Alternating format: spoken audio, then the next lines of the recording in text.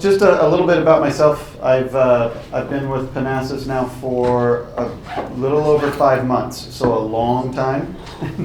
But I've been in the storage industry for about 15 years with mainly NetApp for many years there as well, and then I handled the cloud portfolio with NetApp at that point in time. So I'm not talking about cloud stuff today, but I'd be happy to answer any type of questions in those directions or anything that you had. So what I'm gonna run through as well is just kind of talk a little bit about who we are, kind of set the stage, where we came from, what we've been doing, where we've seen success, some of the changes that we've made recently, and then where we're going in the future. And then I'll dive into some specifics about our technology, kind of to set the stage a little bit about how we compare with what other storage vendors do, and then talk a little bit about our customers. And I can talk pretty in depth. I don't know how many names I can use, but I can talk in depth about different scenarios that we use. So I am in marketing, but I also am a technology guy too. So I handle the product management side of the business as well. So product definition and strategy. So just to look at Panasas at a glance, this is actually quite small, but the company started in 1999. I know I can't make it. It's like I want to make the screen a little bit bigger, but I can't do that. Maybe there's a way that we could figure out how to make it. Please don't look at me. Somebody may be able to. I don't know. So we were founded in 1999 by Garth Gibson, and he was part of the Parallel Institute in Carnegie Mellon University. Mm-hmm. So very much focused around, he was a co-inventor of RAID, so really built around the concepts of doing data, protecting data, making sure data is available and accessible by application environments. Storage situations don't, hard drives are always a problem, still are a problem on, failure scenarios. So making sure that there's a technology to keep systems up and running. So in the Parallel Institute, he had came up with technologies along with others at the company, or at the university, and then decided to create a platform, right? And said, hey, this needs to go, we need to go make some products based on a parallel version of a storage environment. And really went out on the premise of we need to build something for the high performance environments, the high performance compute, HPC space, doing things where the compute needs a lot of data going into their environments. And one of the biggest challenges is trying to feed applications, right? Get the applications that need a lot of data and getting it into them. Again, getting the performance out of hard drives used to be a very challenging task. We have all flash now, which changes that. But in general, it was about how do you build environments that can get lots and lots and lots of data into compute environments. Since that point in time, so one of the areas that was focused on was the parallel. When you look at data storage is I wouldn't say it's easy, and it's not it's not complex, but it's the bigger you get, the more complex it gets. But then when you go and you make a parallel version of this, then it gets even more complex. So really one of the focuses was let's build a platform on trying to make it as easy as possible for people to build an environment that is actually quite complicated. And so going around that, and then being able to scale, right? Being able to make it larger and larger and larger. I think we have a customer right now that has like 1,400 or 1,500 storage nodes in one of their storage environments. Just as they need more, need more capacity, need more performance, they just add more boxes. So it's just one of those that scalability in a scenario like this was really important. And then again, going back to kind of the RAID, where he came from, but going back to making systems reliable. Really a key component of really what got us going. And early on, the company was, actually I probably can, anyway, early on, we had a lot of question? Yeah, I got the first one because I think the most differentiated, as you said, was parallel file system. mean PanFS. Uh-huh. But today, when even you pioneer, today we've got Lustre, GPFS, plenty of file systems. What makes really the difference at Panasas that takes in this file system the difference between all the others?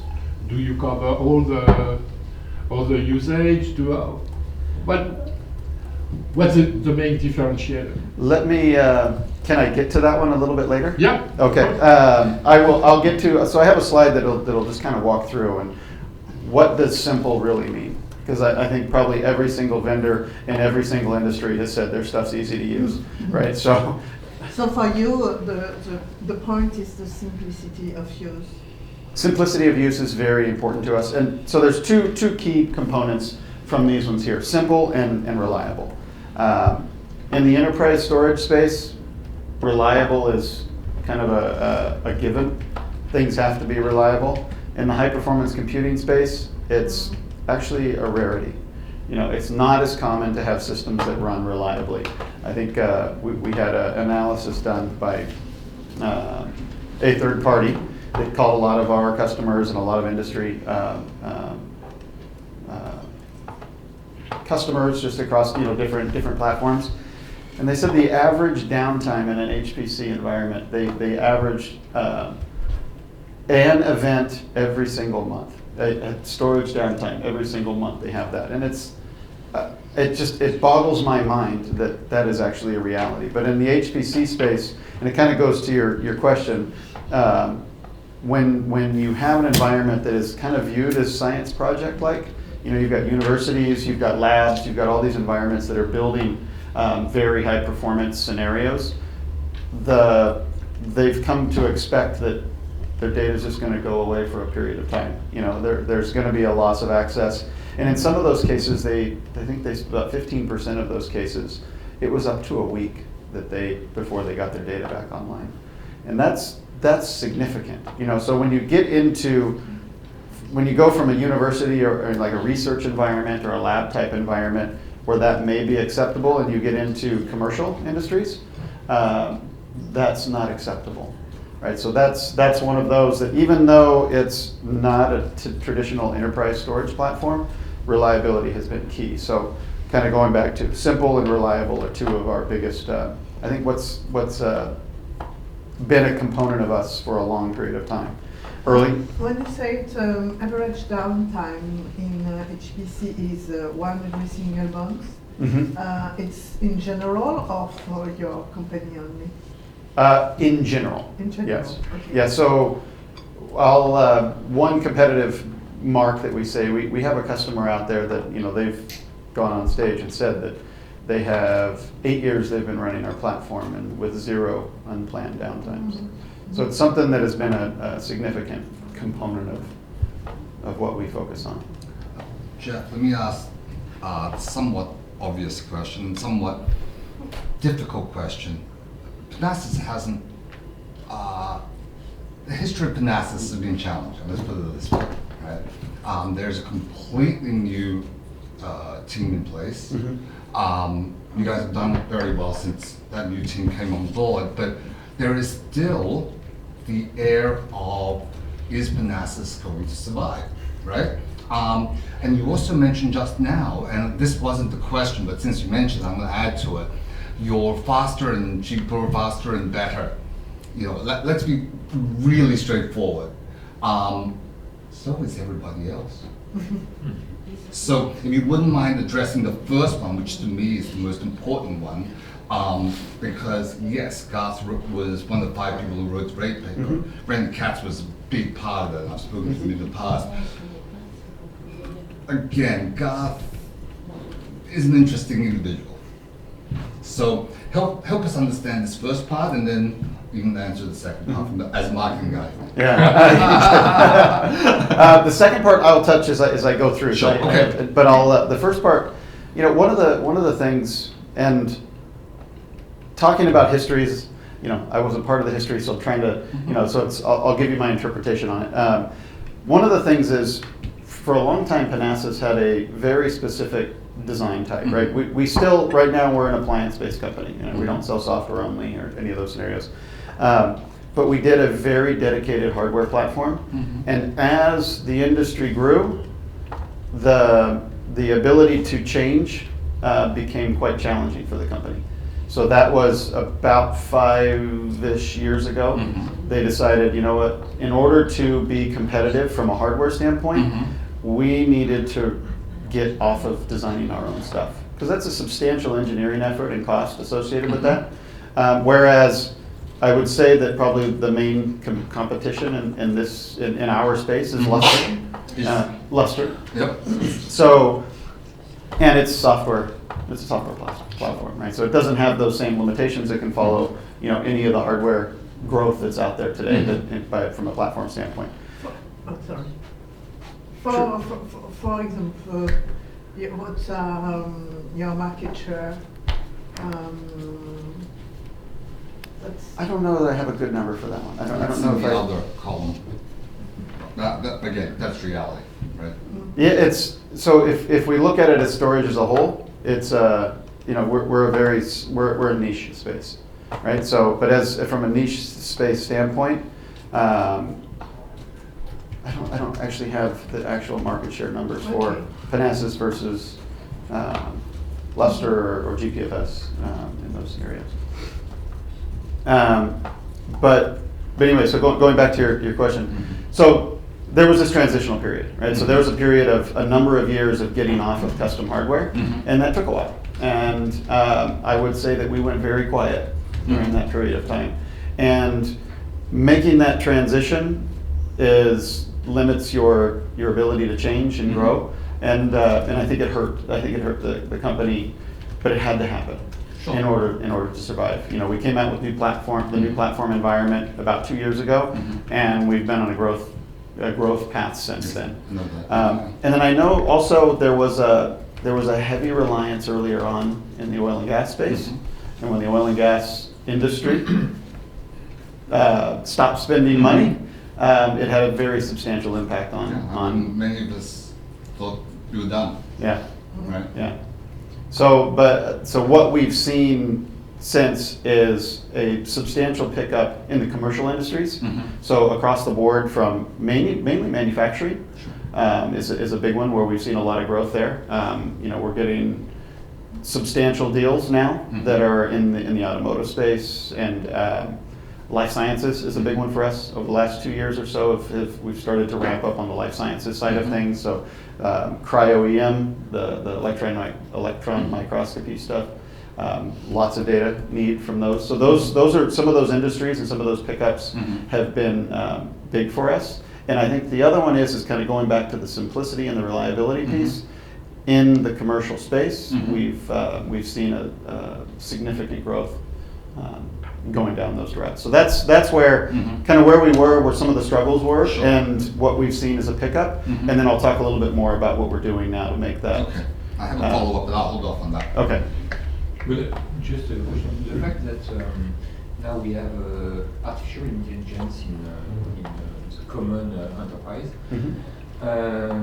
does make your solution open for, you say, commercial, actually, for the common enterprise, for the organization that we meet every day, or you are still for the HPC as we see it a niche focus. in the So I'll give you my impression, and I think it's kind of what we've been seeing in the industry is the artificial intelligence and the machine learning space, as it's transitioning from kind of a lot of research and figuring out how it's going to be beneficial. I mean, there's some very specific segments that are significant right now, but as it's going and broadening across the commercial industries, we're seeing that it's starting to look more and more like just another HPC application. And even though there's differences with those, it's how much data can you get from storage into compute. Yes. And especially in the AI space where the compute is much more data hungry. Yeah. So it fits what we do, and we actually have a number of customers doing AI workloads and natural language processing, different things there that we weren't targeting them originally in that type of a scenario, but they chose based on what they needed. And now with some of the new platforms that we're working on, and some of the architecture that we have is actually working very well from the standpoint of the type of data in AI is slightly different. Even though it's massive, it's a lot of smaller file data that comes in instead of huge files of data, which is more traditional in an HPC world. So there is some things that we're doing in order to help address that. And I'll dive into that a little bit. Okay. And I'll start here. So as I talked about kind of the evolution,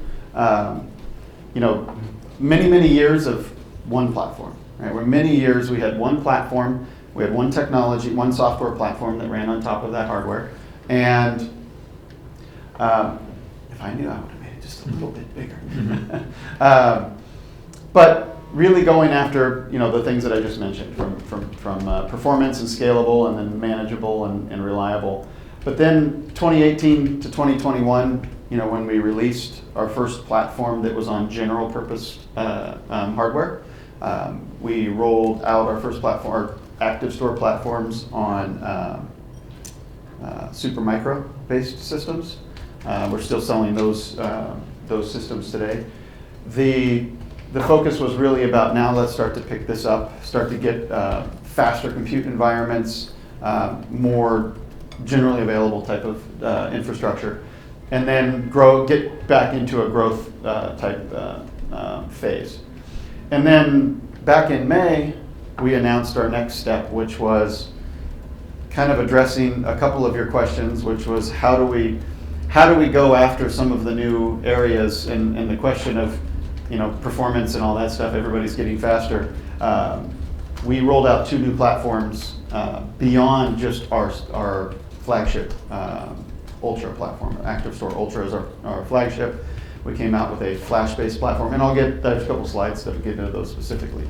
But an all-flash platform, so going after some of the AI ML type workloads, and then also I wouldn't say cheap and deep type storage, but a deeper, much larger storage platform as well. It's one of those that was, as we start to see the industries go towards certain types of workloads that can handle, that need the performance of flash, and then some of the workloads that just need lots and lots and lots of data and fast access to it.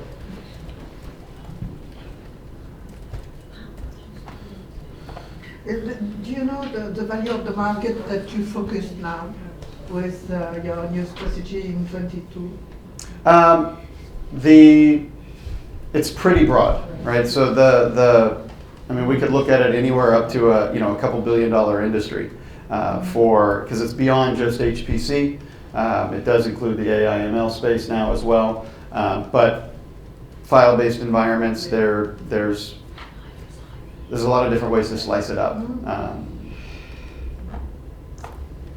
Each individual vertical can be different, but kind of as an overall storage standpoint, from the performance perspective, we've seen kind of that total market up to a $2 billion market. One thing I wanted to just touch upon, I know a couple of you will probably know the answer to this already, but one of the things in a traditional enterprise storage architecture, how things operate is there's a lot of storage that clients have access to or compute has access to, but in a traditional architecture, there's a control head associated with that. So there's somebody that sits, there's a device that sits on top and manages all the drives, flash or spinning media. And then from that standpoint, you have access. So everything goes through those control heads. And what that really does is it allows you to scale more and more and more drives, more and more capacity underneath, but you're still limited to the amount of data that those top heads can actually serve. So you get to a point where you max out what that performance can be. As you said earlier, they're getting faster and faster. The flash media behind the scenes is getting faster and faster. And then most of them have gone and done some form of a scale out model where they take this and they create another version, and how many cluster type scenarios you can do there. But again, each one of those data environments still has to go through control heads. So as you scale the platform, your performance doesn't grow linearly.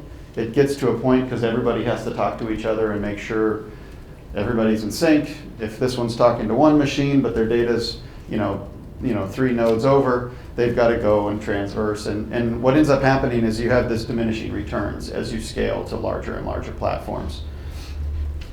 Whereas in a parallel architecture, the storage sits down under the covers and actually has direct access from the compute nodes themselves. And then the actual control of the whole environment sits off to the side. It's out of band. So once everybody knows where their data is, it's like, hey, I want to put my data somewhere. They figure out where that data is going to go. Maybe it's on this device over here, and now they'll have direct access to that one. So when it comes to a massive environment where there's a lot of different nodes that are talking to the data itself, you can actually distribute the performance linearly as you grow larger and larger and larger. From our standpoint, when you add one of these blocks, you get a specific performance increase and a specific capacity increase. And that is consistent. Every time you add one, that gets larger and larger. Of course, that means that if you have one compute node, you don't get the same benefit because the data, that one compute can only do so much on this side. But the actual data serving can be quite But it's a distributed, it means that you chunk the file and you distribute yes, it. it's all in the distributed across, yes. Okay. So when a client wants to access a file, he has to ask for the file to the control pane. When they create, yes. When they access, that access information all sits within the driver. So they know their data sits here and they can write and everything. This needs to maintain locking so that somebody else can't step on it. But when you open a file, so you ask to the control plane, and the control plane sends the address of the blocks actually on the separate. Okay, and this is why it's fast because Yes, you really load actually the file from several appliances. Yes. Several, So we'll distribute it across multiple. But And so you can have actually if all the servers are asking a file to the control plane at the same time, so you can have some. You can have. There are scenarios where you'll have some latency additions. File create, the file. Those scenarios where the metadata in the control needs to be involved. You can have some scenarios that It struggles there. where you go after it at those types of scenarios. Yes, you would have. But it's not a big problem. It's not a big problem. It's there are like benchmark scenarios out there that actually will do tests and those scenarios where you work on that. It is a file system, so there has to be some level of control. I mean, even in a different architecture, you still have to have somebody to do file management. And you were asking another question? Just had a question that the struggle points are there just for some actions from time to time. Yes. On the control panel. Yes. The size of the chunk is variable, or it's just 4K, or? It can be variable. We choose the size of the chunk. So I'll talk about that one specifically. So the way that we break up data, we do it in a way that the user doesn't have to worry about some of those scenarios. So one of the things when it comes to simplicity is we pick the sizes that we think is the best. Yeah, kind of thing. yeah. So 4K, we can do up to 64K, right? And we'll choose it based on file size. But the algorithm is not based on the average of coding. It's really a chunk that you distributed chunk, more sharding than average of coding. So. Yeah.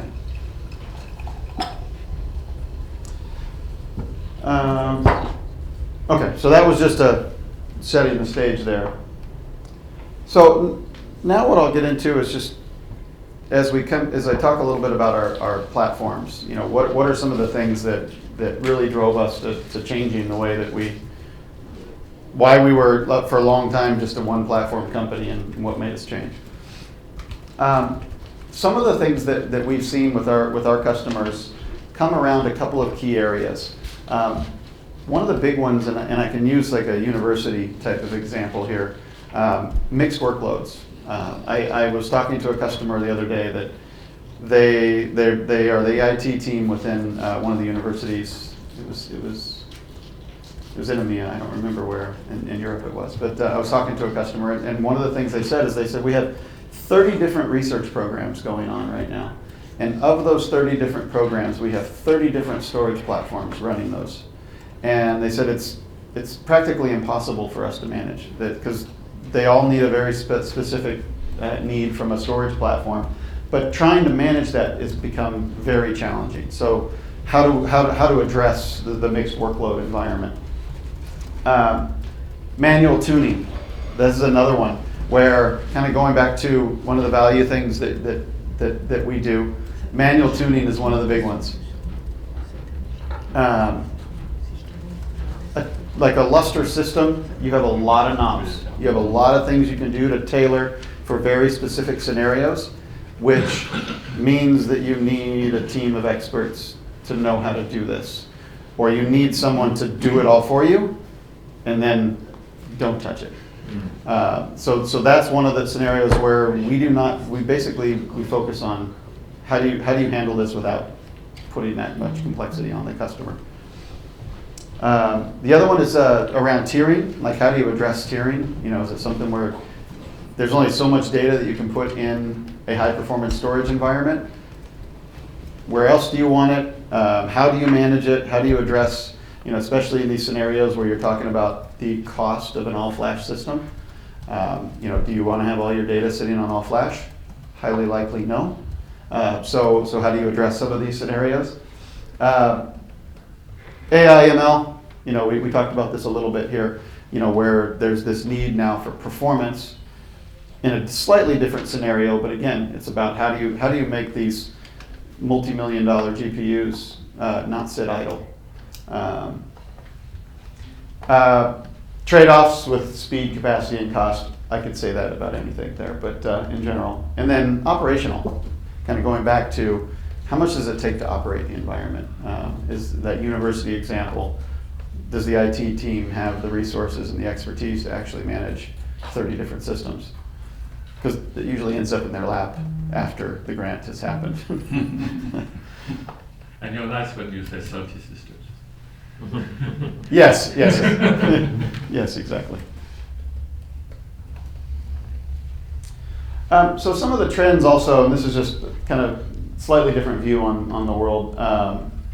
From the HPC side of things, what we've seen is a couple of different activities, right? Around AI has been driving the small capacity, high performance need. Small capacity is relative, depending on what that is. But in general, some of our systems will be petabytes of data or multi-petabytes of data, where some of these that we're hearing more of, hey, we just have a 400 terabyte data set that we just need to pump fast and move a lot, right? So smaller environments but higher performance, unpredictable workloads. Yes. On HPC there is a problem because the size of the files, whatever for example in healthcare or in energy, the files doesn't have the same size. Mm-hmm. It means that you could have small files, but you could have also very large files. Mm-hmm. How do you manage all this usage for small files and high files, large files? I love that question, and I will give you a great answer for it in a minute. Do you know the difference between a great and question? It's a great, wonderful question. For the great question, you've got a slide. For a wonderful question, you've got an answer. Yes. Oh, nice. That's it. Yeah. So yeah. Do I owe you money for that question, right?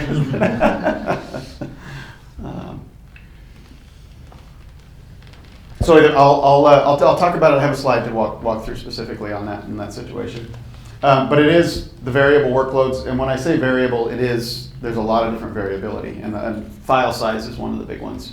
And that kind of goes back to the whole mixed workload challenge, where not all applications operate in the same way.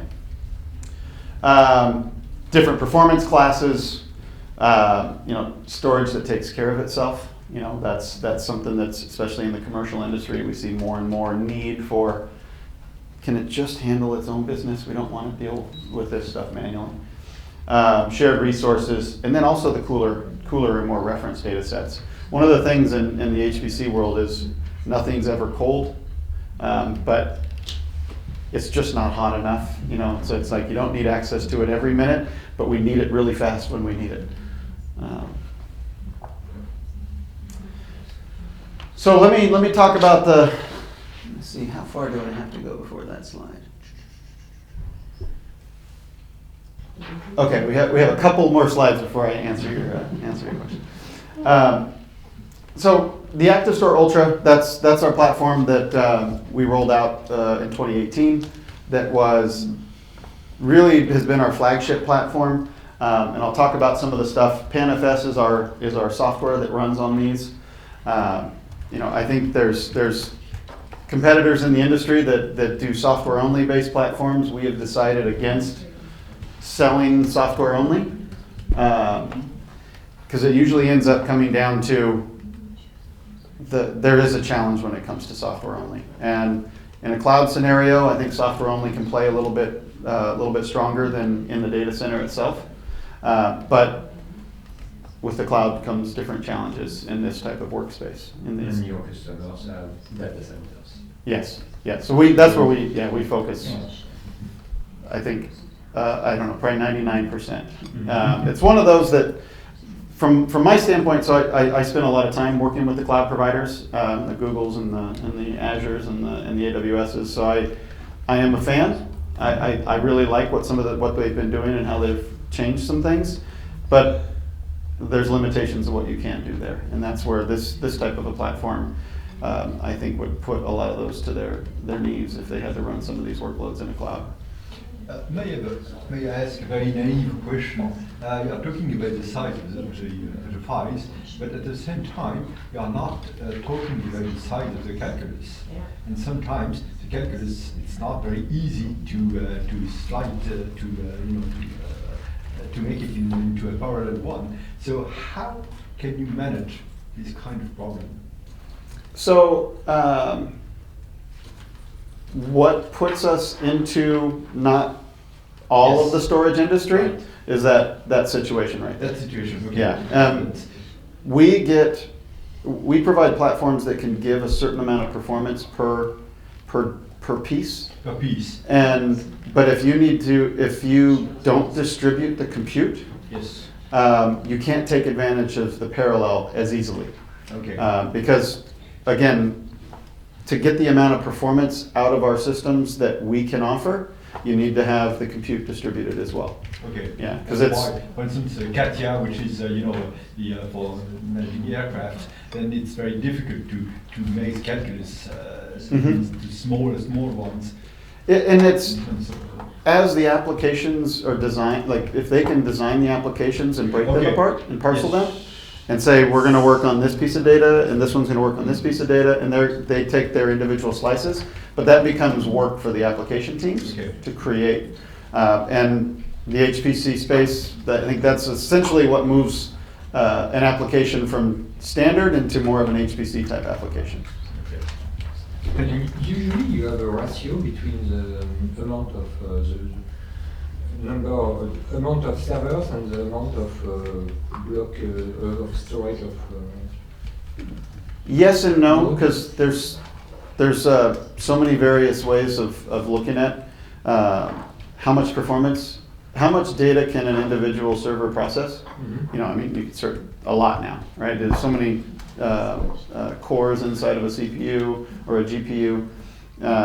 And then the network speed, how fast can you pump the data into each one of these? So there's a mixed calculation. So you have to design, every time you sell your solution to your customers, actually you have to redesign actually the solution to design at least the network, or? So we don't, not exactly. What we have a recipe that when a customer says, we have this type of an application and we need this much throughput to feed it. And that's kind of the general, and sometimes then we have a latency requirement.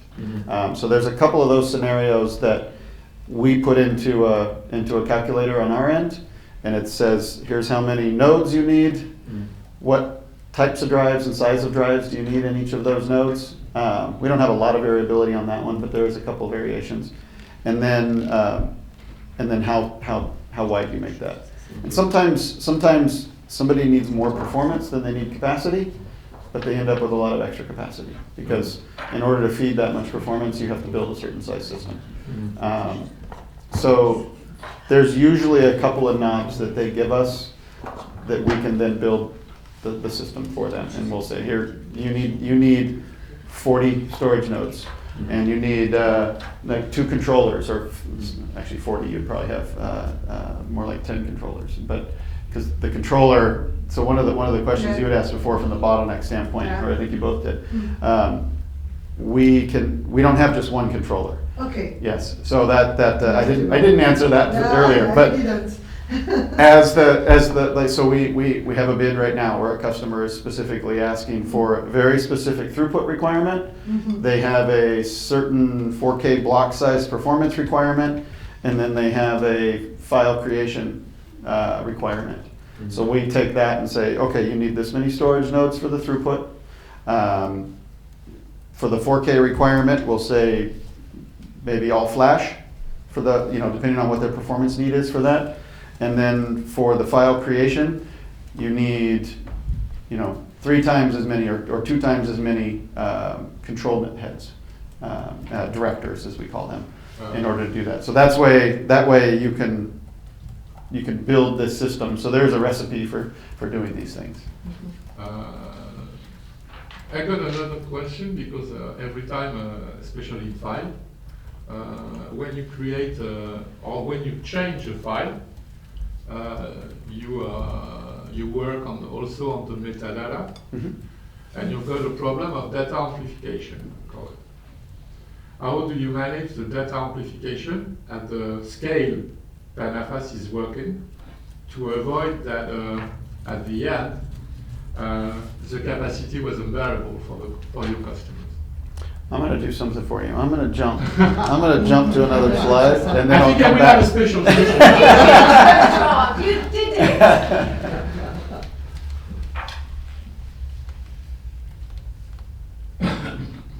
There we go.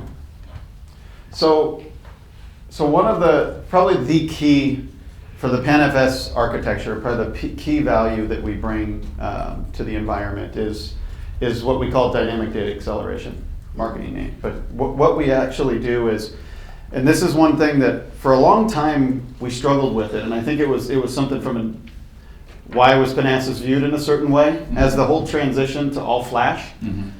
We resisted it for a long time, and the reasoning was we take care of flash, we take care of SSD, and we take care of hard drives in the same system. So to your question specifically, or I'll address that in a moment, but when it comes to your original question, which was file size, and we have different needs, we don't do tiering based on time. We do tiering based on file size. So we have a metadata tier. We have a small file tier, so which is anything sub 1.5 megabytes. And then we have a large file tier. And the justification behind this was, all right, you need multiple types of applications that have multiple types of data that they utilize. But the big one comes down to the actual media behind it. An NVMe is expensive, right? NVMe drives are very expensive. SSD, kind of a notch down, not quite as expensive, but hard drives are relatively cheap. When it comes to the type of data, large file, you do not want to put large files on all flash because it takes away the value of what a flash drive gives you. It gives you very low latency access, But if you're moving massive data amounts, the time it takes to move the data will make that latency unimportant. So you're like, okay, cool, we got access of a couple milliseconds to get that data. Okay, and now it's going to take us 3 seconds to move the whole thing, so that those 3 millisecond savings that you got don't really matter much. In a small file, a 4K block type scenario, that is completely different. So what we do is all of the very small metadata transactions get moved automatically. The customer doesn't have tuning on these things.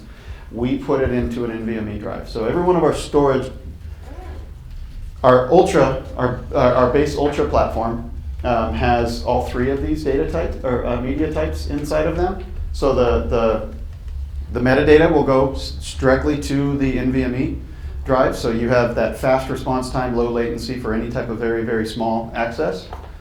The small files will get moved to a SATA SSD, so a little bit more latency, but again, the file size allows you to address that. It doesn't completely answer my question, because every time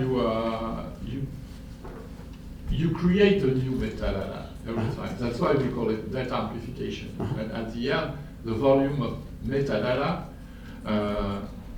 has a real impact on all the solution, whatever the small or large file are, because you need to pass by the metadata to find back the files, and it means that after, when you have a very, very large volume of metadata, especially in HPC, when you have a metadata for petabytes of data, or maybe in the next year on more than peta, it means that you will have somewhere at the creation, the changing files that you have, you will have it becomes unbearable on performance, in the performance view. To have this data amplification, they will have to split the system in between different clusters and after to have a control plane on every cluster to be sure that the metadata doesn't impact the performance. And that's why I ask you, how do you manage this data amplification? That's just splitting clusters and to have a control plane that create a multi-cluster orchestration, or you have another trick or way to manage this data amplification of the metadata. So we just kind of see we're on the same page. Basically, yes, metadata is what's going to go up depending on number of files and number of revisions. Okay, but as you scale out the number of controllers, there's going to be a lot of crosstalk across them, right? That's the latency. It's not the writing to NVMe, it's a latency across the controllers. Are we on the same page? Yeah. So, I don't know how great of an answer I'm going to have for this one, so I will say there's a couple different ways that we solve it, and you kind of helped answer the question with your question. So we do scale controllers, and each controller gets access to a certain amount of files, right? So the controller, the directors as we call them, they all have a certain amount of access to that. So as devices have to manage file environments, we have to scale that, and you are going to get that piece, but those files are going to be assigned to certain machines. We don't have an infinite distribution of data across all of the nodes. That's a share of the controls in different amounts of storage. Yeah, so we distribute that from that standpoint. And then we will look at, do we end up with files in individual nodes and areas where we start to get congestion and we can redistribute. But that doesn't actually answer the question, because, I'm sorry. So I almost, yeah, I'll get there. And that's only part of the question. Okay. The other one is, and you kind of alluded to it, we actually break them up into what we call, I just drew a blank on the word. So we have a realm is what we call for our entire environment. And then within there we have blade sets. And the blade set is effectively its own cluster. So we can actually have the realm can manage the data across everything, but then we have different clusters within there, so that there can be a global view of the environment, but each one of them actually manages their own. Yeah. Uh, The global wow. namespace, but you divide Yes. it in Yeah. Yes. different shire. If you Yes. better rely. Yes. It doesn't mean that it all goes away, right? The more and more files you get, yes. That's just a matter that every cluster manage its own metadata and not we don't have this. Not every Yeah, but I It's still large have problem. this question, Jeff, which is somewhere along the way, something has to decide where that shot is. Yes. Yeah. Right? So either you end up with a pair or more of metadata servers, or they still all have to talk to each other in Yes. some way. Yes. So going back to the question Yes. of the challenge isn't where the file's located, the challenge is the crosstalk, right, across the control plane. Yeah, and that's what I say. I said, I think I have an okay question. I don't think I have enough of, I don't have the. Okay, the right answer. that's cool, that's Yeah. fine, right? Do you have a different kind of double systems, just a system for data to store the data, and the system to for the control panel just to share all the informations? How do you? how So does it we work? sell those are separate systems within our total set, right? So we have ActiveStor directors, which are our control plane systems, and we have ActiveStor Ultra or Flash, or our new one, the Flash XL. So we have our Ultra XL. So we have storage nodes that we sell as well as the direct. So we sell them separately, right? But the system is built with everything. I don't know if that answers your question, though. No, that wasn't. Okay. But it was a nice try. I wasn't gonna go there. Or are you saying, do we have different size? No, it's I was consider his creation. Just that the bottleneck is not much more on the way where you put, but on the way how to manage the control pane that control all Yeah. those kind. And if you've got some big latencies, it's just much more on the brain. That is to say, the control different control panes Yeah. actions. Much more than in the storage Yeah. itself. So I was trying to imagine how you are trying to manage this Yeah. specific problem. There is I don't know what the number is, but there is a scenario where you get to too many files, right? And that's where separating. Like one of the heavy file workloads is EDA, so the semiconductor design environments. Hundreds of millions of files in pretty much any one of those design scenarios. Those ones, as you start to get larger and larger above that, I don't even know how big some of those get now, but those, there is a point where you do have some more challenges on crosstalk. I don't have the answer to it. I'd probably have to have somebody answer that one for you a little more specifically to get the right answer. The question is not that difficult. It's not so obscure, right? Yeah. It doesn't take somebody a lot of thinking to get there. So I think having an answer for that is a very critical aspect to be up here rather than have the question later on, because that's an objection as opposed to a feature. Understood. I just don't have that answer. Yeah, I get you. I absolutely understand you. Yeah, no, I get you. I know where you're coming from on that. No, that's the problem of all the storage solutions. The buzz is around the speed of ingestion and so on. The real problem is the speed of restoration when you've got a problem. And we never speak about that. Well, it's... To ingest a large volume of data, we have all the technical solutions to do that. Whatever, with latency, more or less, or whatever.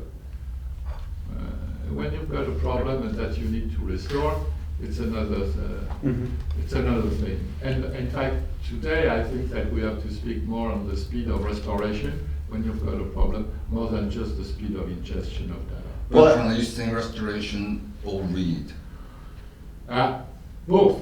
Okay. Both. One, That you want it to access the data and to have it, whatever it. That's So I just want to make sure that you were understanding which of the two. Yeah, it's because I would say restoration it definitely has an impact on how big we build our individual storage nodes. Because the rebuild times on a failure, if we get to too big of environments, the rebuild times start to get past the mean time of failure, right? So there's a few different things that we get into on how big do we want to make an individual node. There's that standpoint of rebuild times if there is a failure, and then there's the other side, which is how dense can you make it, and at what point do you start to cause problems with the power requirements of But a that's single different rack. to everybody else. Yeah. Right? From the restoration perspective, that's Yeah, we all. different. Yeah. Yeah, so that's understood. Mhm.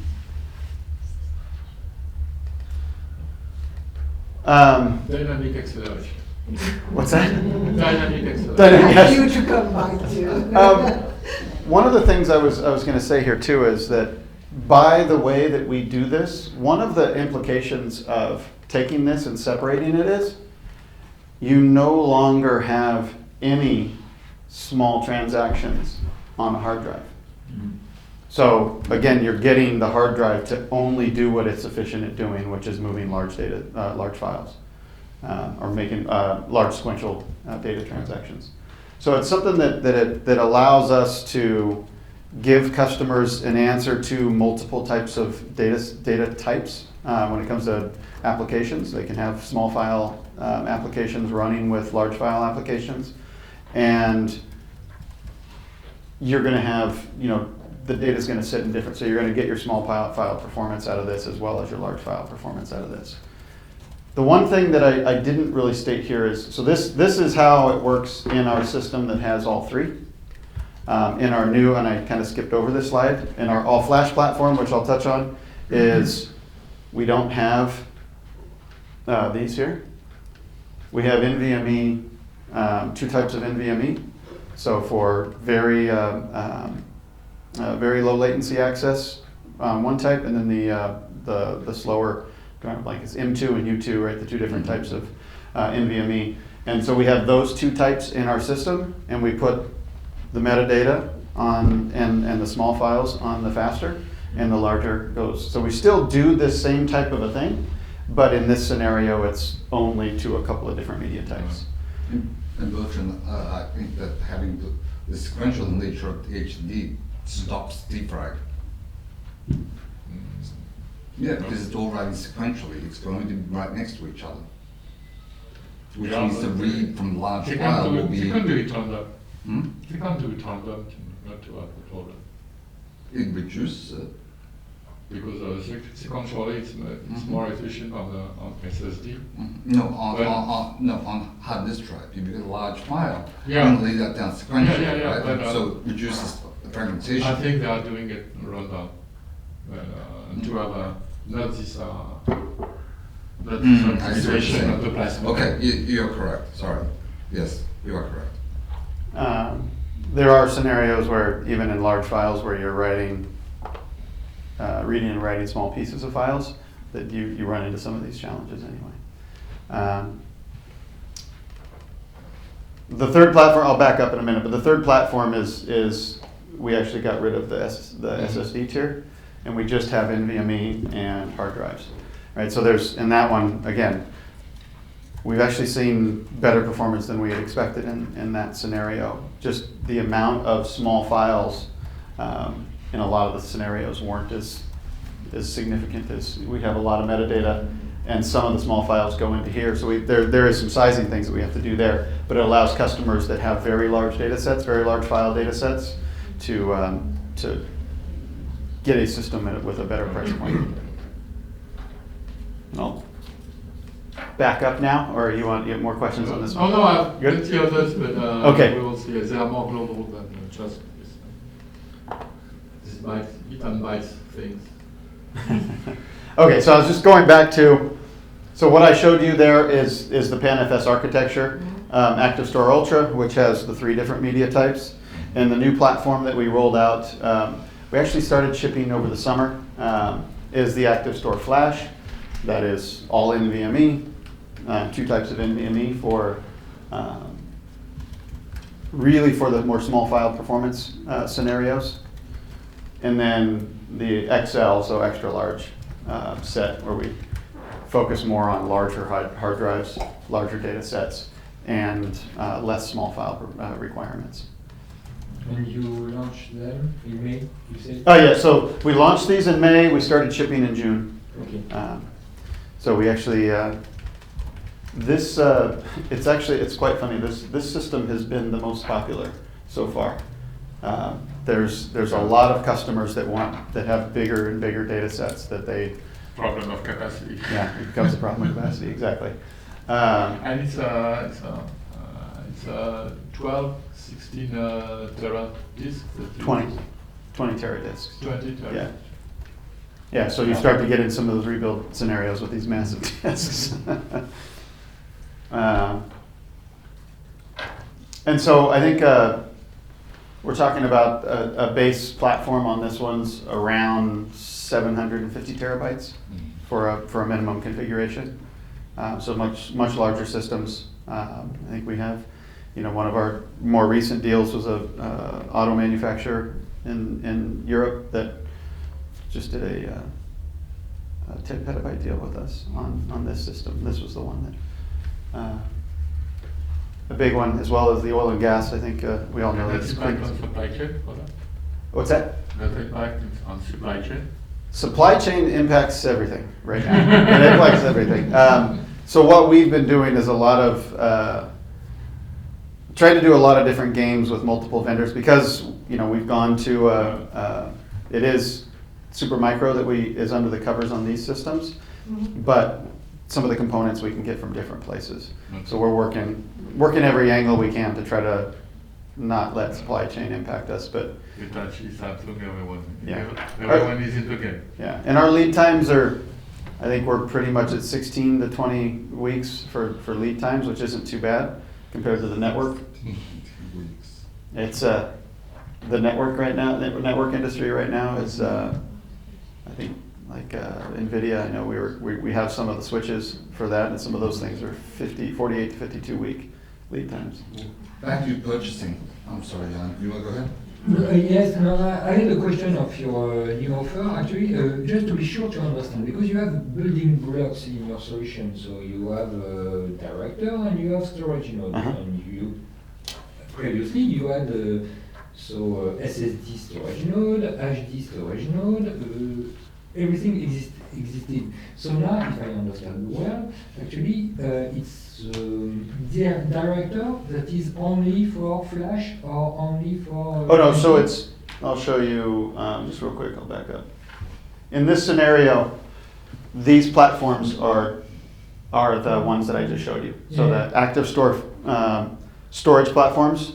But you didn't have previously some storage node only with NVMe? You know? No, we never did. Never did before. So that was one, and I would say that I think it was more of a internal discussions where the belief in a parallel system that we have enough flash that we didn't need to worry about it. So there was some internal back and forths on we needed an all flash system, right? And so that's our first all flash only. But obviously, if tomorrow I will buy the new one with only a flash, I can expand it in the future with some regular.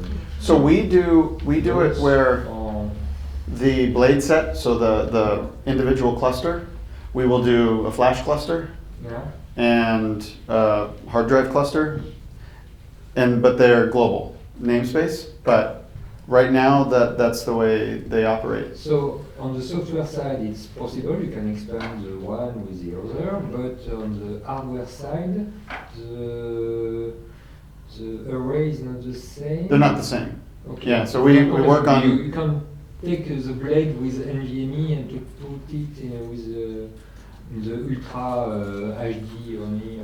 They are. It's not possible. It's very much. So the flash, they're actually different. They're different systems. So this is the Ultra and the Ultra XL use the same platform. So you can do hard drive and flash in the same, and we do different Because they are all configurations. Here they are all set up. Yeah. That's right. Yeah. And All set up, and then we have in the PCI slots, we have the NVMe on these ones. This one, we have the PCI slot based NVMe, and then we have the drive based NVMe as well. So this is a different form factor than this one, so we can't interchange those. Okay. I see. So Jeff, going back to my question, you talked about having multiple suppliers. It's good for some companies, but you're a much smaller company, which means your buying power is a lot less. Yeah. So how does that impact gross profit? Sorry to be difficult. Honestly, Stop laughing, Fred. no, it's quite okay. I would say when we're going around to different vendors, it's on an as needed basis. One of the things is there may be some dollar impacts in a few areas, but I mean it may have a slight hit on gross margin, but not significant. Fair enough. And because the main platform, the main thing comes from Supermicro, right? There's a few pieces in there that we can get through different, I mean, drives obviously, the drives. The Supermicro piece is minimal compared to the number of drives you guys are working with. So that's going to be your biggest cost. But we validate, so the one that I would say is the harder to get right now is the flash. And in most of our systems, the flash is a smaller component of it. Okay. Right, the hard drive. Most of what we sell is still very hard drive based, right? So. No, it's Okay. so two more global questions. The value added of PanFS is file system. Why, and it's pure software. Why to be still attached to have this solution with NVMe, HDD, and then can have an instance on AWS, GCP, or whatever? Second, it's you're just block, which is good for some usage. Do you have the idea to add ActiveStor to your solution? It's fine. It's not blocked. So No, fine, I would say. I'll answer both. I'll give both. No, So, today the trend is to object. I'll answer your first one, or your Yeah. second one first. Object, so it's actually kind of funny is when we designed the platform originally, it's an object. We actually, if you looked at that original, which slide was that? I can't see my cursor, it's so small on here, so I have to use But it here. yes, the purpose was the same. You had metadatas to address.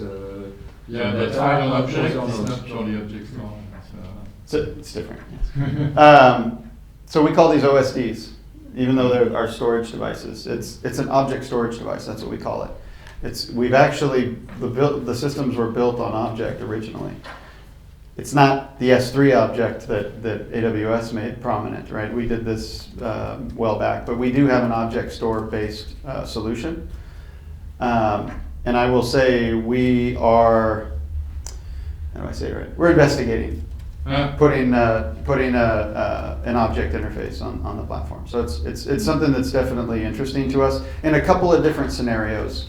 But the funny one is that our object storage devices were based on SCSI objects originally. No, because analyst cabinet had made the confusion, with scale outness, object store in the same quadrant or the same wave or whatever, but it's not for the same usage. It's not. It's not. That's why it's. So it's. Sorry, go ahead. Oh, no, I was say it's just. In this world right now, the object in the AI ML space, object storage becomes more interesting because so much of the work is being developed in the cloud. It's just once you get to the performance scenario, it's got to be moved somewhere else. No, that's So, why I asked that. yeah. Because, in No, fact, but, we are seeing a kind of standardization around the S3 API. Yeah.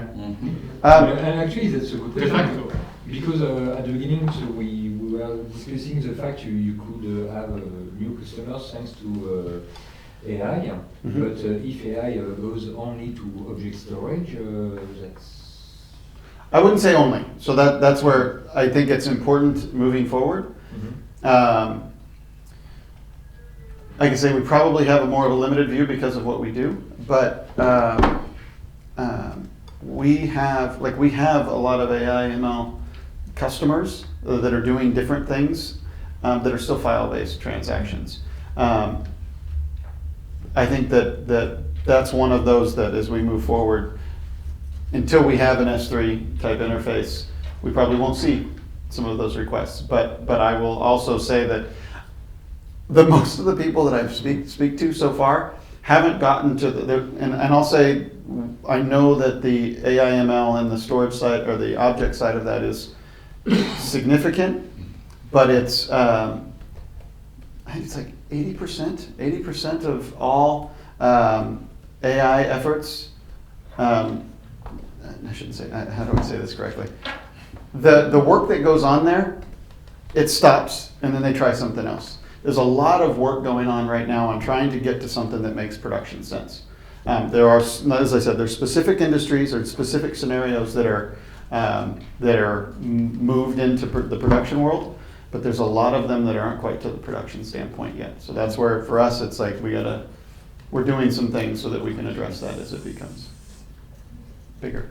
So when you talk about you've spoken to customers, this is where I find a lot of this is being challenging, right? When you talk to customers, they're going to tell you what they want, as opposed to addressing the market, which may be quite different, right? You're about growing, not just about developing for customers. I mean, this is always the classic case of if you listen to the customer, Yeah, the you Clayton may not Christensen address story. the market, Yes, right? exactly. So, you're going back to the reality. The reality is that, object storage in terms of the S3 interface is I would argue it's a much bigger opportunity than the evolution of the NFS/PanFS opportunity. So, absent a definitive position, I think that becomes a very big challenge for Panasas to put themselves, to position themselves as a provider that has a long-term, I would even argue a short-term perspective on the broader market and your broader market opportunity, right? And that's the marketing side of that. Yep. That's a problem for years, from HPC and to get out of this niche to go to the enterprise global.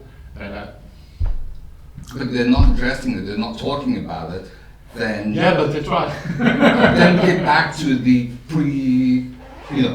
the pre-new team stage, right? Where you get to a point where it stops, literally stops, right? And it doesn't provide, and going back to the point I just made right earlier, it doesn't provide you the opportunity for prospective customers or actually the market in general to say, okay, Panasas has, has really evolved and they know now and they're working on that broad opportunity, right?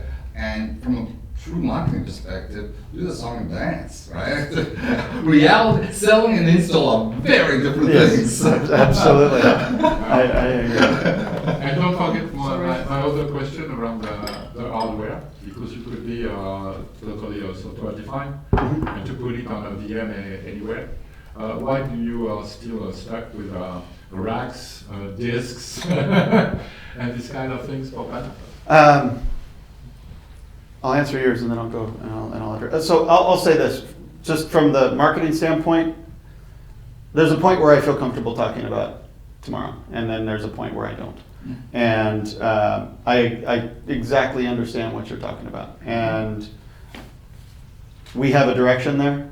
I'm not at a point that I'm really willing to be loud about it yet. That's all. When do you think we will be able to talk about it? When I'm good and ready. No, sorry, just kidding. No. I would expect early next year. We'll, so maybe when we're out here again in March or so, we can talk a little more. What I don't, from a marketing standpoint, I don't like to talk about futures. I like to talk about really like tomorrow maybe, but in general. There's strategy that we can talk about, but I can talk, and I do have a couple of things on that, but I didn't go into too much here. But going back to your question on software defined versus so the appliance model for us is based on what we see with the industry and the types of scenarios that we work with. A software-only config brings, like we either would have to work with, here's software and you go figure out where it works, or we would give you a very specific type scenarios that we would want that to work on. And it ends up coming back to, well, can you just build that for us? And so I started the software-defined platform at NetApp, and so I am very familiar with software-defined. So, but one of the cases where I think software-defined will have the biggest impact is cloud-based deployments, because but when you say cloud-based, it could be also a private cloud, as they have in university agencies and so on. It means it's not a limitation not to have it in your own data center anyway. It means that it's not a problem of compliance or whatever. You can have as a cloud-like environment. The challenge comes down to, how do you get the performance characteristics that you need out of the environment with only a software-based platform? And what ends up becoming the need of the hardware underneath it is stringent. And so you could run multiple VMs on a given hardware platform, but you're still going to be relocated to a specific hardware. Data centers, they have already NVMe, they have already SSD, they have already HDD for capacity.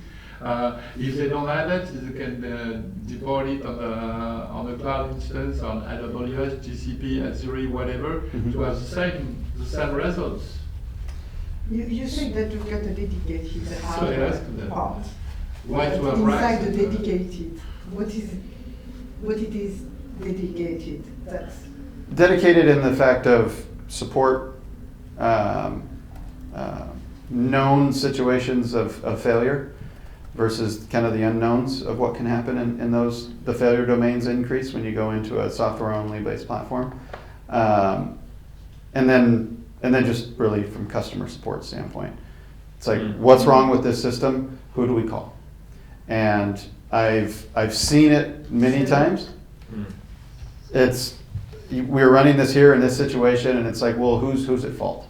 And that becomes a pain when it comes to.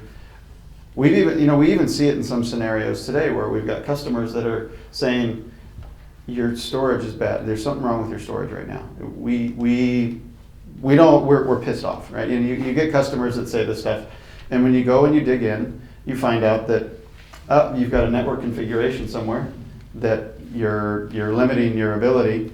When you fix your network setup, the performance is fine, right? So you still see that even with appliance models, but when you get into a software-defined scenario, that becomes substantially larger. But for instance, on your slide, we saw your product with a dual 25 gigabyte network ports. So for instance, on software-defined, the customers could have maybe another. Not on this, no, it wasn't on this one. But I don't know. What are the network, the Ethernet port actually on your hardware? Is it enough? Is it because on software-defined, for instance, the customers can choose. Okay, I will have a dual 100 gigabyte. Yes. So. They can choose how many network ports they will have, how many drives, so if I understand well, you want a specific configuration, so you are sure about the. And so that goes back to kind of one of our key pieces is around the reliability aspect of it, and how do we ensure reliability with our customers. is a known entity, right? And that's the reason. And I'm not going to say that I'm against software defined completely.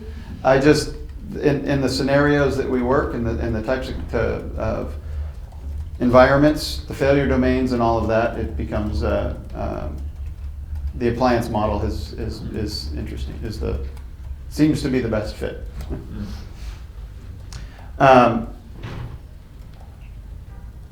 One of your questions or one of the comments where you said, if I take some of the scenarios in a cloud environment and I try to run, and I've done this in the past, where you try to run and get the most, like if you try to build a storage environment in the cloud based on, hey, you've got 100 gig InfiniBand, you've got performance inside the computer, so you got all this fast stuff there. The problem is in those scenarios is you can try to build it, but there's limitations on how much an environment can supply to you. I'm not speaking to go directly to a public cloud. I was using the example. I know private cloud, it means I might still in my own data center.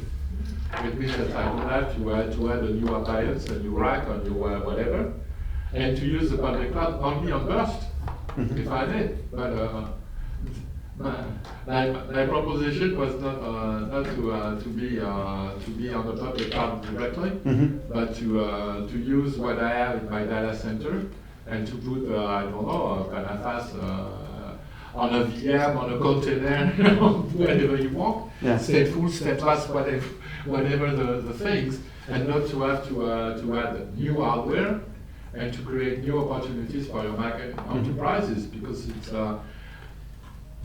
people are going to this hybrid mode, whatever, and even for AI or ML or whatever, and if they want to keep control on their private cloud, they will do AI, ML, and to deploy it for storage. Now, in a more traditional scenario, traditional enterprise storage scenario, I could see that being more interesting. And the reason being is I could put a VM on a machine and access the drives in that area, and that one VM could manage it. But now if I need to make a parallel architecture to do, and I need the data streams to look similar so I know how to distribute data across multiple nodes, I'm going to end up having to build individual machines, even if virtual, that are identical, very similar, so that I can get the distribution of the software to work. In a parallel system, it works. The complications become higher.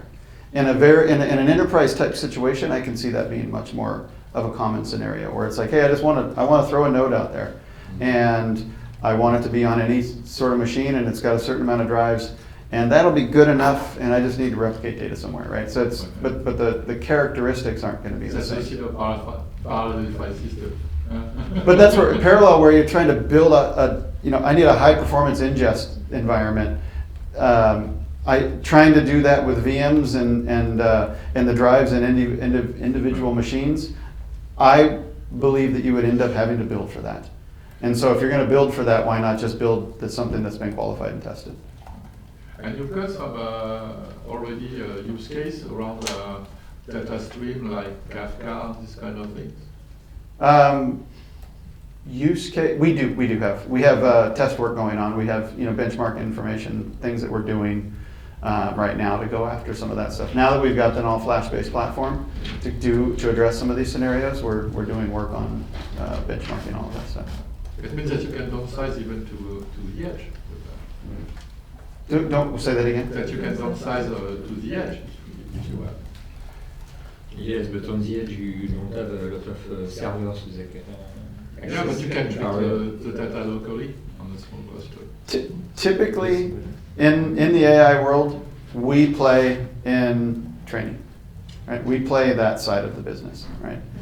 Where you've got massive amounts of data to train your algorithms. Yeah, and because once you get out to the edge, the amount of data often becomes significantly less.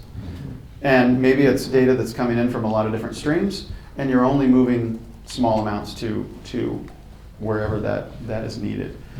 But in the training process, the size of data sets continues to grow, and Yeah. financial services side of it with historical data and, No, images that and- was the goal of all my question around Kafka and this kind of things. That's because today you have all the elements to work also on the edge.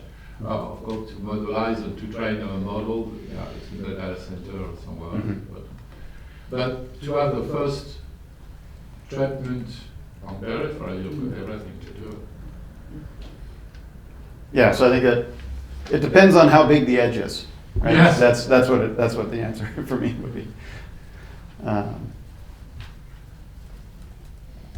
Actually, it's Okay. I will go beyond his question about age. Actually, there is a question, and I don't understand why you never try to take the market from Cumulo or EasyLearn. So the big NAS for video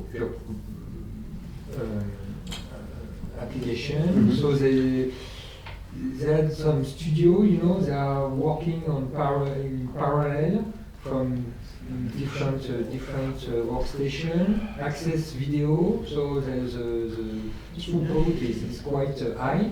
So why didn't you try to sell your product to this kind of edge application?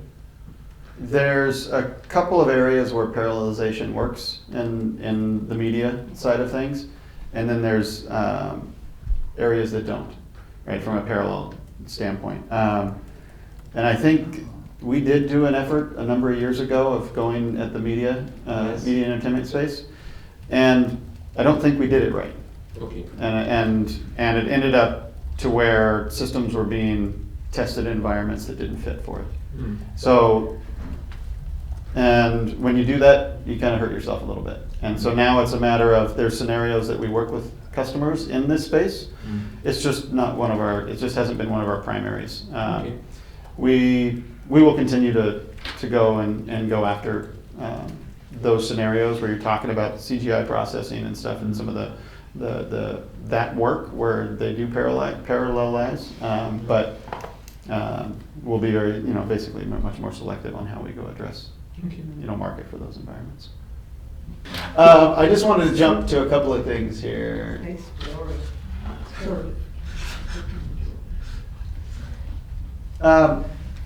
Some of the, and maybe not just specifically from the market environments, but there's a lot of different industries that we play into. One of the biggest ones is probably manufacturing, and a lot of this comes down to the workload of computational fluid dynamics, the CFD workloads. Cars, right? We have, I think at one point we probably had half the F1 teams, were our customers, and then technology companies decided to start sponsoring these teams. So, but anyway, like Renault Racing, right? That's a customer of ours, and a few of the other ones. But the airline industries. So we got customers on that side of them. Airbus is a customer of ours as well. So some of these, this has been a really big area for us. The big kind of a focus area over the last year and a half or so has been the life sciences space. I'll actually be out here in a month for the Biotech X show to talk a little bit about some more of those scenarios. But that one, because you've got so much more imaging going in there, and the amount of data that needs to be processed for imaging is significant. And basically everywhere somebody sells a cryo-EM scope, microscope, they need a high-performance compute piece to go with it. Financial services, energy. I think energy is a big one also. More recently, as the spend has started to go back up again, and really around beyond just oil and gas to clean energy, wind energy, and where you're looking at, again, CFD is one of those scenarios of where to place your windmills and determine how do you get the right airflow through canyons and whatnot. Universities, we're in a lot of universities, and we're actually making a push again to go back into to grow the university research side of that. And a lot of that comes down to this consolidation or these mixed workloads, multiple research teams that are often doing different things. Bringing that into the university side, talking more. Some of it comes down to how the people write their research grants in these different areas, and how do the IT teams work within the universities in order to address some of this gov. And then we do have some media entertainment, but again, that'll be we'll begin to focus again a little more on them moving forward. No, that's funny because every storage provider, as we see, they have Argon as a customer. They have They have Argon. Oh. In fact, they try every solution. Everything. There are those that run everybody. You talk about higher ed there, right? Traditionally, pre-new team, higher ed was and always has been a big deal. Why are you, at least the words you used, is that you're trying to get back in there? It's not, sorry, I'm saying that more from a marketing standpoint. Like we have had success, we still have success. I just kicked off a campaign today to go after, and just remind people in the university space why we're here and what we do. So it's more an expansion rather than going back Yes, to. yes. Yeah, right, good clarification. Yeah. It's like, Yeah, and I think some of it is just my marketing hat. It's like where has there been focused over the last couple of years versus what have we ignored maybe? So it's a matter of that's that hat talking. Yeah. I think I should basically wrap up. They told me just a couple more minutes, and one thing I do want to note. We will be doing some new stuff next month. So we will be doing some announcements at Supercomputing around data visibility and data movement. So now that we have multiple platforms, the idea of moving data around becomes much more important than it did before. What do you imagine exactly by moving? So it's like metro cluster at NetApp from one seat to the other. Is it backup? More generally speaking, data movement as a whole. Right? So there's different things you can do there's different scenarios. One of the big ones, though, from our core standpoint, it comes down to we have 3 different platforms, and how do you want to address moving data around between those platforms? So it may not address some of the questions that you asked earlier, but if you have data sets that are sitting in all flash, and you don't need those to be in all flash anymore, and you want to move those off to a different platform. And so how do you address within our world the data? But then it does. But I'll talk a little bit more beyond that too. Okay. We have time for one more question. I have a question completely different. On the hardware part of your products, like HPC, we find it more and more on the cabinets and so on. In concentration of hardware, we need more energy today. Are you working on the architecture of the data center, the place of your hardware in the cabinets and so on? Are you working on cooling and on energy efficiency?